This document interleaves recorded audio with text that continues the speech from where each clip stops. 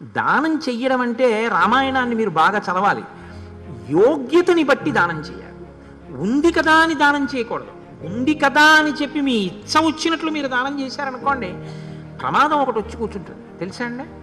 ఎందుకంటే లోకంలో ఒక గమ్మత్తు ఉంటుంది. పెట్టేటప్పుడు పెట్టేవాడు మంచివాడు అయ్యొచ్చు, పొందేవాడు ఓ గజ దొంగకి మీరు కంటి ఆపరేషన్ చేయించారనుకోండి, ఇంకో 10 ఇళ్ళు దోచుకుంటాడు. నేను కంటి ఆపరేషన్ చేయించానండి, ఉచిత నేత్ర చికిత్స అంటే అది ఎంతవరకు అవసరం అన్నది మీరు చూడవలసి ఉంటుంది. చేసేటప్పుడు పాత్రతని గుర్తెరగాలి. పాత్రతని గుర్తెరగకుండా పెట్టకూడదు. పాత్రతని గుర్తెరగకుండా పెట్టగలిగినటువంటి అధికారం ఒక్క ఈశ్వరుడు పొంది ఉంటాడంటే, ఆయనే అలా పోషిస్తాడు. అందుకే దేవాలయానికి ఆ అధికారం ఉంటుంది. దేవాలయం తనంత తానుగా కొన్ని చేస్తుంది. అది కూడా అన్నీ చేయకూడదు, దేవాలయం కూడా అలా చేయదు.